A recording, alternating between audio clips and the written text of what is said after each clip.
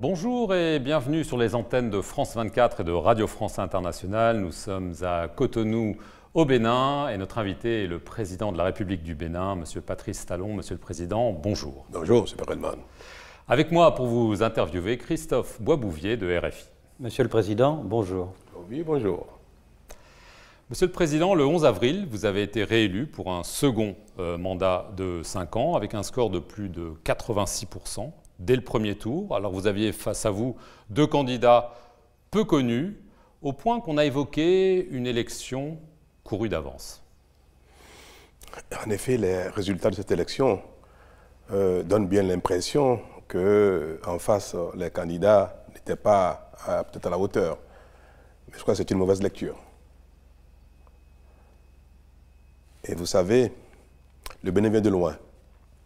Et quand un pays, en si peu de temps, s'est étonné lui-même et a pu étonner même le monde par ses prouesses, cela peut donner aux uns aux autres, notamment dans le pays, le sentiment que ça y est, quelque chose se passe et qu'il faudrait que ça continue. Vous savez,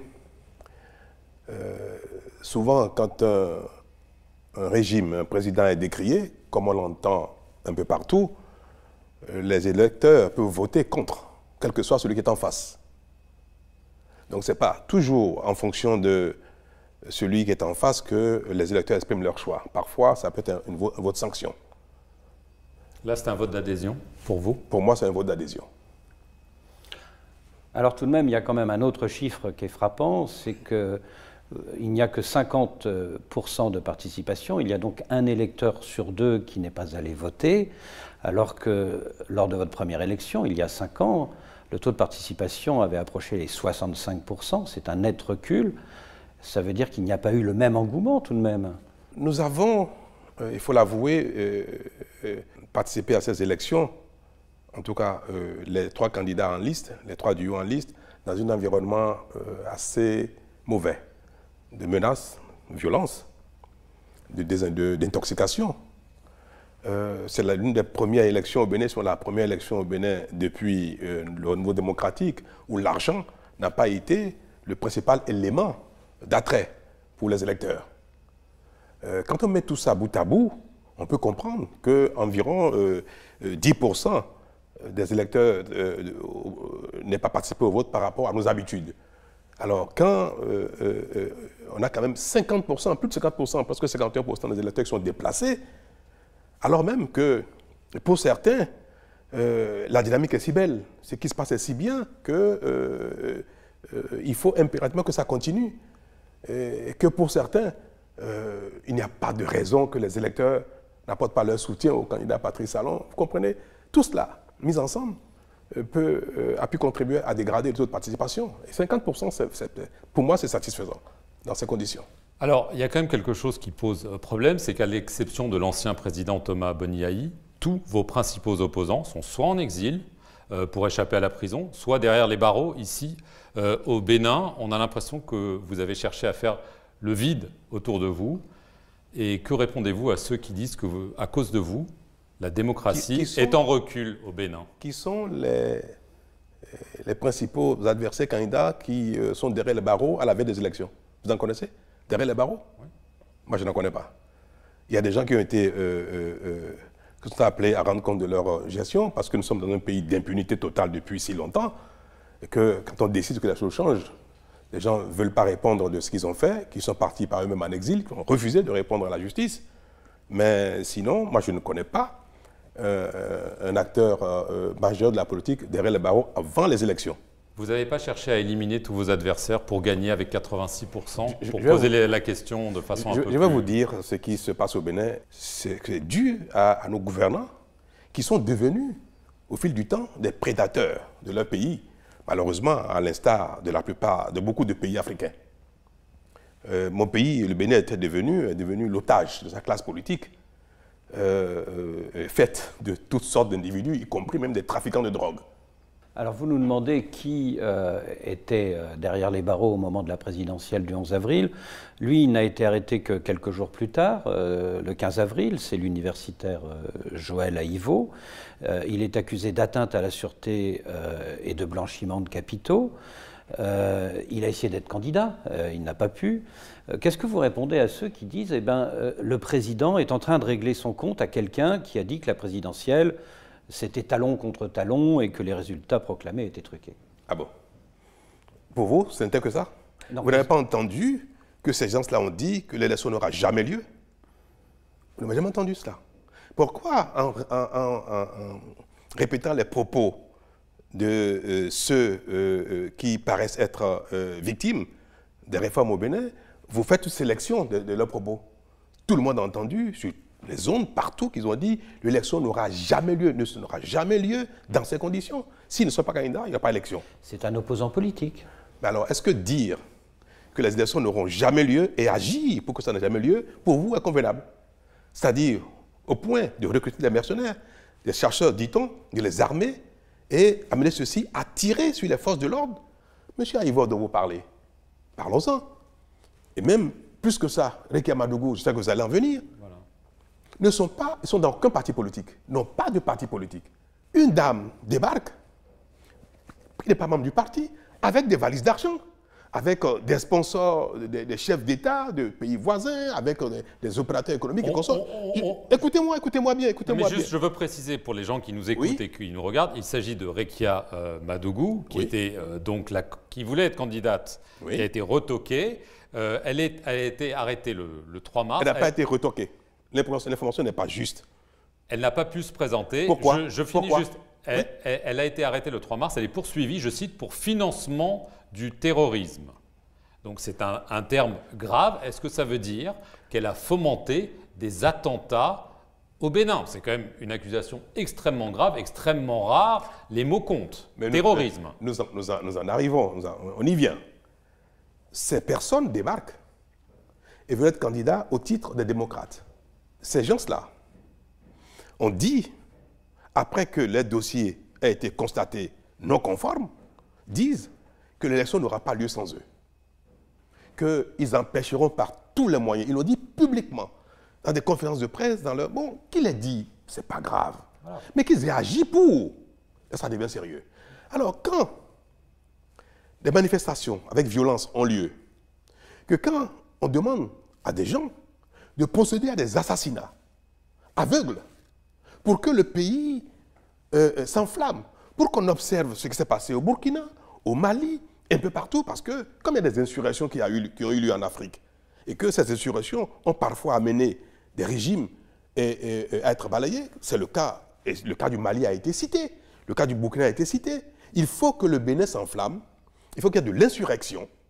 Et s'il y a des morts un peu partout, le pays s'enflamme, des violences partout, le pays va s'enflammer, il y aura une insurrection, et le président, le régime en place va devoir tomber, il y aura assise nationale, il y aura réconciliation, il y aura tout ce qu'on veut. Donc, pour leur fin, à leur fin politique, ils ont planifié, recruté des gens et mandaté des jeunes, des badauds, pour brûler le pays, et surtout pour tuer, pour faire des assassinats aveugles. Vous avez des preuves de ça? S'ils ont été interpellés, c'est parce qu'il y a des preuves. Vous avez, tout à l'heure, au détour d'une phrase, dit quelque chose que votre ministre de la Justice avait aussi dit. Il avait affirmé, à la suite des déclarations de ce juge, qu'il y avait de l'argent qui venait de pays voisins. Oui. Vous l'avez déclaré à propos de Rekia Madougou. On va appeler un chat un chat.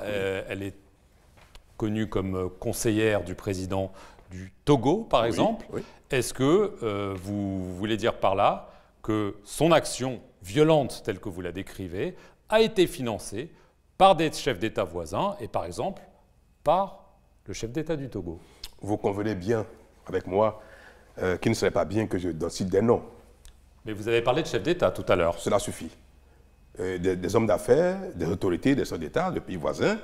Et je sais de quoi je parle, mais il n'est pas... Non, attendez, parce que c'est quand même très important. Vous dites que des chefs d'État de pays voisins ont participé à une opération de déstabilisation du Bénin. Ça, c'est vous qui le dites, moi, je n'ai pas dit ça. Ben, vous dites... Est-ce que quand des autorités étrangères, même des chefs d'État, appuient un candidat, financent même, éventuellement même un candidat, est-ce que leur implication va jusqu'aux actes criminels que ceux-ci pourraient commettre? Elle était financée par des chefs d'État étrangers? C'est deux choses différentes. Elle était financée par des chefs d'État étrangers? Si vous soutenez un candidat politique qui, pour vous, peut-être peut faire une affaire quelque part, et que cette personne dérape et va commettre des crimes toujours au titre de sa candidature, est-ce que vous êtes responsable? Donc moi, je n'ai pas de preuve que ceux qui ont soutenu Ricky Amadougou l'ont mandaté à ce point. Qui l'a soutenu, monsieur le Président? Est-ce que c'est de mon rôle, de ma fonction, de vous donner des noms? Mais des chefs d'État, on est bien d'accord. Je l'ai dit, il n'est pas nécessaire de le répéter, vous comprenez ce que vous voudrez bien. Mais ce n'est pas un secret. Vous dénoncez, Monsieur le Président, les violences qui ont éclaté dans votre pays, notamment entre le 6 et le 9 avril, notamment dans le centre-nord du pays. Le fait est que de nombreux Béninois ont eu l'impression de ne pas pouvoir s'exprimer dans les urnes, faute de candidats importants représentant l'opposition, et qu'ils sont descendus dans la rue pour manifester, pour protester. Vous avez regretté vivement qu'il y ait eu des blessés parmi les forces de l'ordre, mais vous n'avez pas du tout parlé des morts dans la population civile. Est-ce que vous pouvez nous dire aujourd'hui combien de personnes sont décédées? Dans quelle population civile? Oui. De quoi vous parlez? De quelle population civile? Parmi vous parlez des morts, parmi les personnes qui parmi les assaillants, parmi ceux qui ont tiré sur les policiers. Vous avez l'identité? Parmi les populations civiles, comme à Savé, comme à Tchaourou, est-ce qu'il y a eu des populations civiles? À l'heure où nous parlons, est-ce qu'il y a eu des morts parmi les populations civiles? Avez-vous, comme vous êtes journaliste et que France Inter est représentée au Bénin par des reporters, avez-vous vu des familles qui ont présenté la dépouille mortelle de personnes que vous citez, donnent leur identité et qu'on sort? Moi, jusque maintenant, en tant que autorité en charge de la sécurité, de tout ce qui relève de notre bien-être ensemble, nous avons cherché à savoir qui sont ceux qui seraient éventuellement victimes des coups de feu de défense des forces de l'ordre. C'est important de savoir, même pour les enquêtes, c'est nécessaire. On n'a pas vu, on n'a même pas vu de déclaration de décès. Monsieur le Président, je veux revenir aux réactions à votre élection, et notamment une réaction que tout le monde a remarquée, celle du gouvernement américain. Le département d'État américain a publié un communiqué en date du 23 avril. Je vais le citer, comme ça les choses seront précises. Il affirme que les États-Unis, je cite, notent avec inquiétude les nombreuses arrestations de dirigeants politiques de l'opposition. Il rappelle l'importance de la présomption d'innocence, d'une justice transparente et apolitique, et ils ajoutent qu'ils suivent de près les actions du gouvernement du Bénin. Vous semblez donc être dans le viseur de l'administration Biden. Pas du tout. Toutes les fois donc il y a des gens qui portent la casquette politique, qui sont interpellés, ça soulève des inquiétudes légitimes. Ça soulève des interrogations, surtout quand c'est 1, 2, 3, 4, 5 personnes. C'est étonnant, c'est inquiétant. On a l'impression que c'est une dérive autoritaire, disent les États-Unis. Je le trouve légitime, ils n'ont jamais dit ça. Mais c'est l'impression qu'ils donnent. Mais non, ils disent qu'ils suivent de près. Et tout le monde est préoccupé, y compris eux, et moi-même, par une justice transparente, qui ne soit pas à la solde d'une manipulation politique. C'est légitime et c'est normal. Vous aussi, n'importe qui, ce n'est pas seulement eux, que ce soit les Japonais, les Chinois ou les Européens, tout le monde dit toujours, attention, il ne faut pas qu'on utilise la justice pour régler des comptes politiques. Et cette interrogation, elle est légitime. Cette préoccupation, elle est légitime. Maintenant, à la suite, qu'on verra si ceux qui ont été interpellés, ceux qui vont être condamnés sont condamnés parce qu'effectivement ils ont fait quelque chose avec preuve ou non. Il y en a qui seront peut-être libérés. Vous avez dit lors de votre discours de victoire, je m'emploierai à améliorer ma façon de diriger. Est-ce que vous êtes ouvert à un dialogue avec l'opposition, comme celle-ci vous y invite, et est-ce que vous envisagez un geste d'apaisement à l'égard notamment de ces figures de l'opposition? Je ne l'envisage point. L'impunité, je n'envisage pas, à nouveau, de fermer les yeux sur ce qui passait, ou bien de gracier ou d'amnistier, parce que ça devient récurrent. Donc, il n'est pas envisageable qu'une fois encore, que les gens soient graciés de quelque chose qui devient récurrent. On a arrêté des gens qui ont été auteurs des actes en 2019, qui ont récidivé. Vous voulez qu'on les gracie à nouveau? Ce serait une faute. Monsieur le Président, l'article 42 de la Constitution stipule que nul ne peut exercer plus de 2 mandats toute sa vie. C'est à mon initiative. À votre initiative, une réforme qui a été adoptée en 2019. Oui.